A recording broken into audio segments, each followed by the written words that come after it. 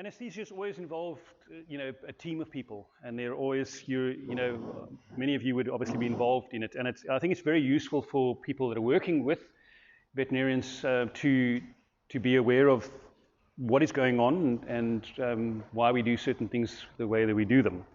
And in many of my cases, I'm quite happy to hand over the drug to a keeper to inject into the animal, very often because they can get very close. Hand injecting an animal is, for me, by far better than actually having to dart it myself. The stress related to the darting is often much greater. The only time sometimes it goes wrong, I had a vet student, a second-year vet student who owned a tiger don't ask why they own a tiger. But this tiger had broken all 4 canines and needed root canal treatment. Fortunately, he lives about 20 kilometers away from the actual veterinary faculty. Anyways, I was asked to go and anesthetize the tiger, very tame tiger, and I asked, he looked like he was very familiar with the owner. So I said to him, well, that's fine, can you hand inject the tiger? And he said, yes. So I said, great, that's fine. So first time round, he hand injected, no problem at all. Tiger went to sleep, took the tiger to the faculty, started the root canals. But because it was a very recent fracture of the canines, we got away, opened up the root canals, and they were just bleeding from inside. And a technical thing, but you need the bleeding to stop before you start packing the actual root canals with the filling material. And so we decided, we actually would prefer to do this rather than sit around and wait and try and get rid of the bleeding. And that's going to be another hour and a half before we'd be able to start filling these teeth. We're going to just close them up, send the tiger back home, and then do it as a separate second procedure a few weeks later. Fill them up properly. And so the second procedure, then I thought, well, okay, he's done it once before, you might as well do it again. He goes and I give him the drug in the syringe, and off he goes, and he comes back and very sheepishly looks at me and he says, oh, sorry, I gave it subcutaneously like a vaccine.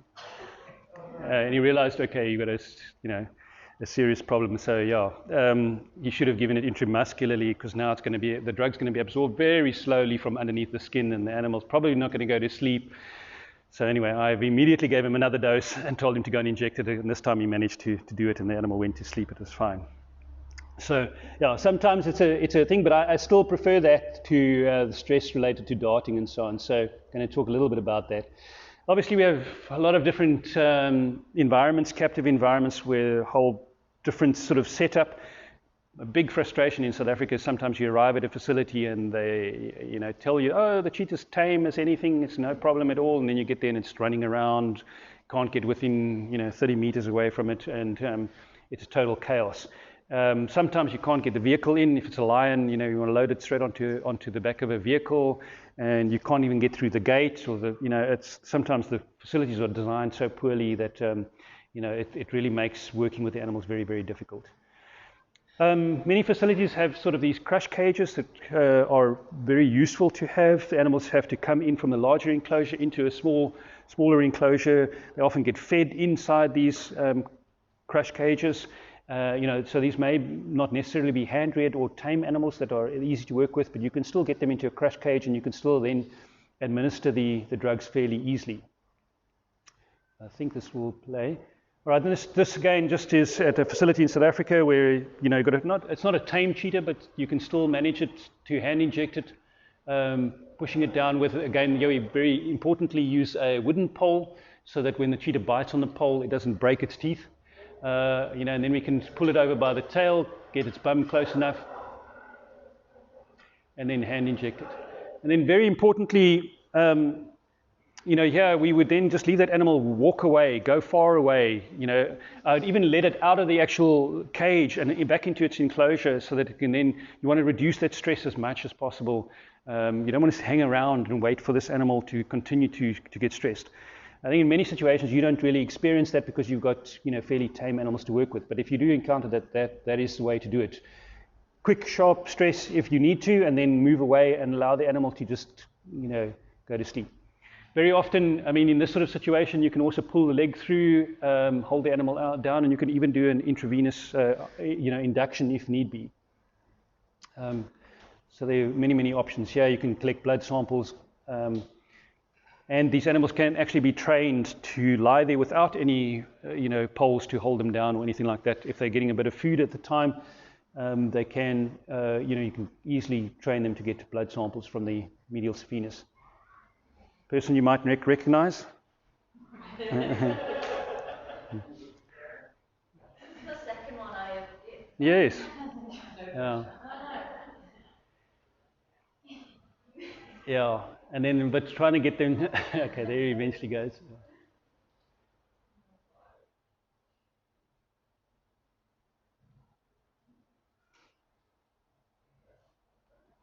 What I'm going to say here is, we used a combination of.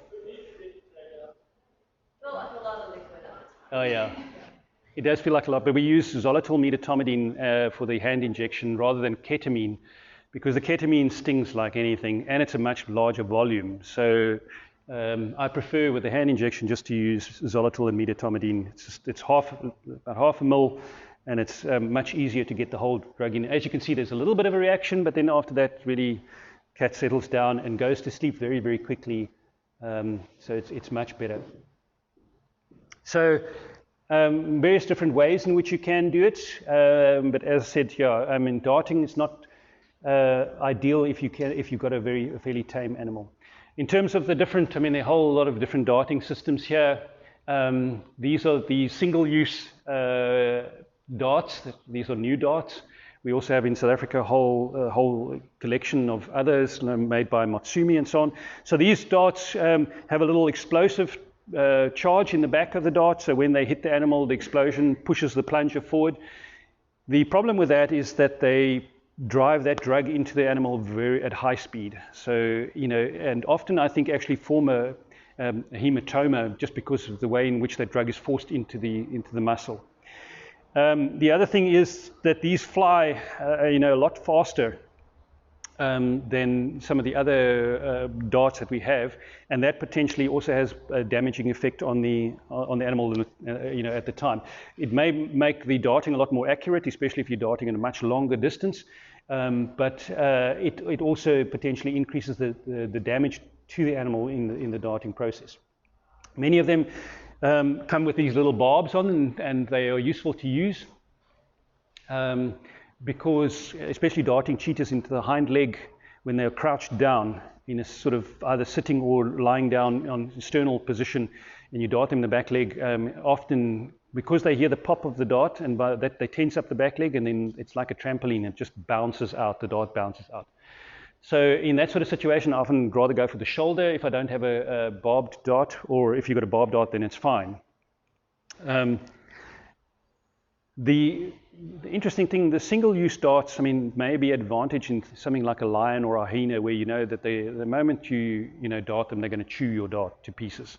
So if you're using the Dan inject darts, which we are like reusable, they're quite expensive, but they are reusable. But cheetahs, I've never seen them actually chew. Interestingly, they don't chew the dart. It's very rare that they will actually chew it. They're sometimes freakingly weird. I've darted them with a dropout dart with an antibiotic that I wanted to administer to a particular individual, and then come back the next day and the dart is still hanging out the back leg.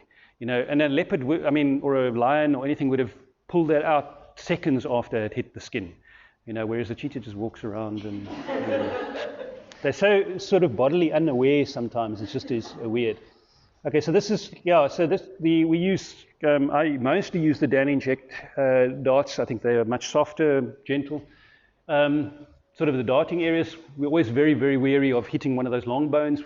Because if you do, even the dart needle can cause a complete fracture of the long bone.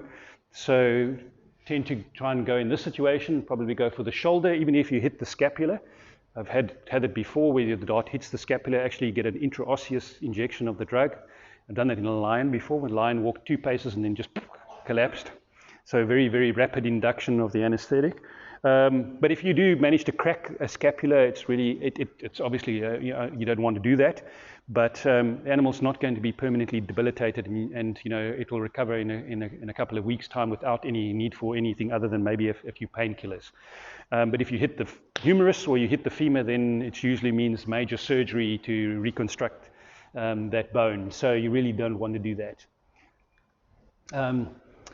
So in cheetahs, I mean, their temperament is a big issue, compared to any of the other big cats. The facilities are fairly important. I always find that it's better to try and have the animal in its normal routine. So if it's never been pushed into a corner camp ever before, and now suddenly on the day that you want to anesthetize it, you want to do that, that's going to create a lot of stress for the animal. And then sometimes it's actually better just to walk into its normal enclosure where it's lying down, where it's not expecting anything to happen, and then you try and dart it there. Regurgitation is sometimes a problem, or I must say cheetahs almost never vomit on induction. We do see that with lions, particularly male lions. I'm not really sure why. I mean, I certainly have noticed a difference between males and females in terms of giving them midatomidine. It does cause nausea, and they will often vomit, but they usually vomit fairly early on in the anesthetic. So they're fully conscious. They're not going to regurgitate aspirate it, and it end up being a problem. But you do need to be careful when if they've had a very large meal. You obviously have to, ideally we would starve them for 24 hours before they actually anesthetized. But in South Africa, in the wild, I mean, even with lions, we will often dart them on a carcass, because that's the only way we can get them to stay in a pride. If we're going to do all of the animals in a pride, we tie an actual carcass to a fence or a grill. So that all the lions have to come around and feed from one side, so all their bums are facing you, and then you just dart them and they carry on eating, and then eventually fall asleep on the carcass. Sometimes, usually it's not too much of a problem, but you have to be a little bit careful that they don't have a mouthful of food when they finally go to sleep, and then they can't breathe, as easily through the mouth. But that's not really a problem with the cheetahs, and we hardly ever need to dart a cheetah on a carcass. They don't come to a carcass. If we want to catch them in the wild, we don't bait a trap. We often just set the trap on a marking tree, or we build a sort of boma of thorn bushes around a marking tree, and then you just set a trap that they have to walk through to get to the marking tree. So they're quite territorial, particularly the males, and even the females will come to a tree that is used as a marking post. And they can be, encouraged to walk through a cage trap, and then be caught in the cage trap. And that's probably the most common way in which we catch them in the wild. Okay, in terms of we'll talk about the drug combinations. The hypothermia we've already discussed, so I'm not going to go through that in too much detail. This was just again from that paper that we published with regards to the drug combinations used, a whole range of different drugs that are used in cheetahs, and as I said, there doesn't appear to be a particular advantage of one over the other, except as to what you are doing with the animal at the time. So if you're going to use non-reversible drugs like ketamine and xylitol, then those animals are not going to be easy to release out into a wild situation immediately. They're going to still be falling around. They're going to need a period of time to recover. In a zoo situation, that's never really a major issue, so you don't really worry about that. But if you're going to do a longer procedure, then that's not too much of an issue either.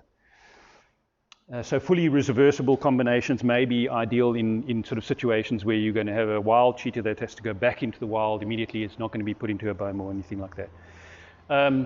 This was also Roxanne's paper that we did based on that work there, comparing ketamine midatomidine to xylitol midatomidine for semi-captive cheetahs in Namibia.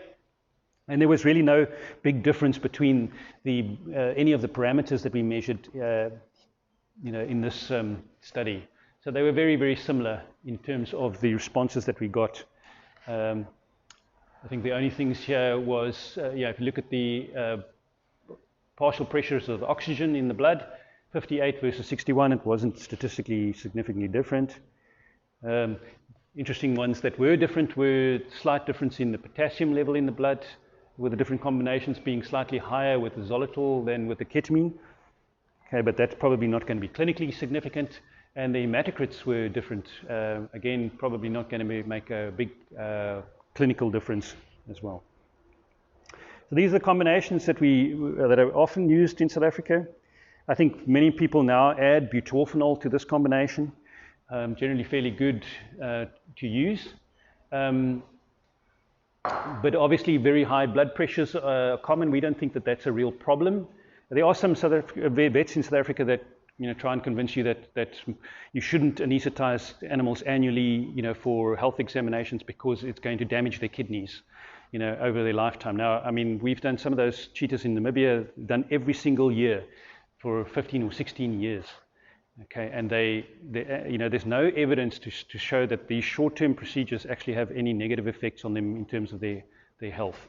So I certainly don't believe, even though their blood pressures are going up that high, it's only for a short period of time that they're experiencing such high blood pressures. So it doesn't seem to be a big problem as long as you're keeping them on oxygen and giving them some fluids and so on. It doesn't seem to be a major issue. So I'm just going to go through these very quickly. I mean, for those interested, I can give you all of these doses. That's not too much of an issue. I'll just say that one of the things that we do, that cheetahs are different, when we reverse, when we give the atipamezole, which is the reversal for the midatomidine, to lions, I will give a small amount of it, about a third of it intravenously to a lion, and then the rest goes intramuscularly. Basically because I have no patience to stand around and wait for lions to wake up over a long period of time, and there doesn't seem to be any difference in terms of, they just wake up fairly slowly and seem to be calm all the way. But we definitely don't do that in a cheetah. Never give atipamezole intravenously to a cheetah. They really do, they wake up suddenly, and it really does seem to cause quite a level of anxiety with them. So, and probably pushes their blood pressure up through the roof and increases the adrenaline release, okay, and you can end up with a major problem. So we also decrease the dose in cheetahs, especially wild cheetahs. We only reverse them with a much lower dose of the atipamezole than we would in a captive animal. So those are fairly important issues in the reversal. This is the drug combination I've used most. I don't think it offers you any major advantages, except for that, as I said, it doesn't sting when you inject it.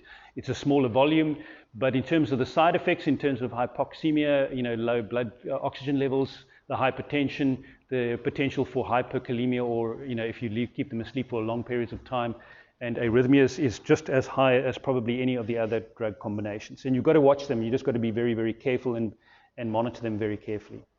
And then those are the doses that I would even use. BMM combinations, again, there are quite a few South African vets who like to use this combination in cheetahs.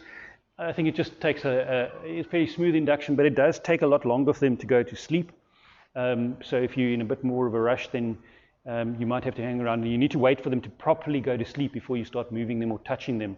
Otherwise, they just get up and start moving around, and then they go back to sleep again. And you end up frustrating yourself just by not having a bit of patience. And if the drug is not delivered properly into a muscle, if you accidentally dart them under the skin, then it does take a lot longer for them to go to sleep with this combination. And then in South Africa, we're using BAM, or the combination that we use in a lot of species, that's butorphanol, azapirone, midatomidine. It also works quite well. They use extremely high doses of midatomidine in these combinations, which I don't think are necessary at all, because with this drug, there's a certain ceiling effect that you get once you get all the receptors are occupied. Then you're going to get a certain level of sedation, and any drug that you go above that level, or drug dose that you go above that level, is not going to make any difference whatsoever. Or increase. The only thing is the animal's going to sleep longer, and you have to use more antidote.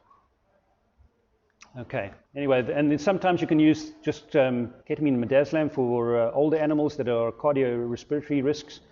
They're probably a bit safer. Very interestingly, this is one of the probably the most important things, is we talked about that midatomidine causes that peripheral vasoconstriction.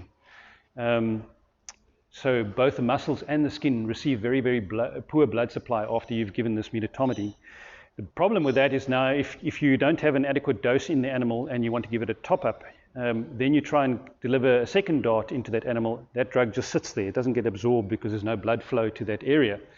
It gets absorbed very slowly, and you don't actually you're now giving the animal 2 or 3 times the total dose that you intended to give it, and the animal's still not asleep.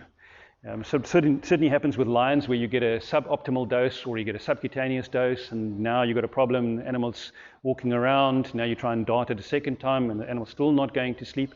So actually, in some sort of situations, we take quite a bit of a risk, get close to the animal, and try and give an intravenous dose. Because if I can get the drug intravenously, then it's straight into the bloodstream, straight to the brain, fast asleep. So much better to try and get that intravenous dose. And sometimes even with lions and leopards, it's interesting, they'll be lying there half asleep, but you know that they're not asleep enough to move or touch or do anything. And you creep up behind them, and you can see the ears going like that, they're listening. And it's amazing, they're definitely, the last thing to go when you are being anesthetized is your hearing. So you can still hear it, so you have to be very, very quiet. You creep up on them. And then I use the medial saphenouses on the back leg, so I can approach them from behind. And it's amazing, I can put a catheter or I can put a needle into that vein, and they won't move. But if they hear you, then they're up, and then they're turning around, and then they get up and run away, or they growl at you, and you have to stand back and just. So very quietly, usually we're able to place a catheter and get an IV dose, and then we know that they're going to be safe to handle. Move. And the interesting thing, most cats, when they are lying there and they're being anesthetized, you can check that often they have still this menace reflex on the eye. So if you tap the corner of the eye or anywhere near around the eye, they will blink. That's fine. But the little tests that, if you want to know whether a cat is ready to move or handle or safely handle, is you stick a stick or your finger, if you want to get close enough, in the ear and tickle the inside of the ear. And if that ear flicks from side to side or whatever, then you know that they're not ready to handle. Okay, the ear must be absolutely, you must be able to tickle the inside of the ear and have no movement whatsoever. Then even if you've got a blink reflex, they're absolutely safe to handle. You can roll them over, you can put them on a stretcher, you can do whatever you like. You don't even have to blindfold them then. I hardly ever, unless I'm using ketamine, I often don't put a blindfold on the cats, because I'm fairly confident knowing that my anesthetic level is high enough to not have the animal suddenly jump up or whatever.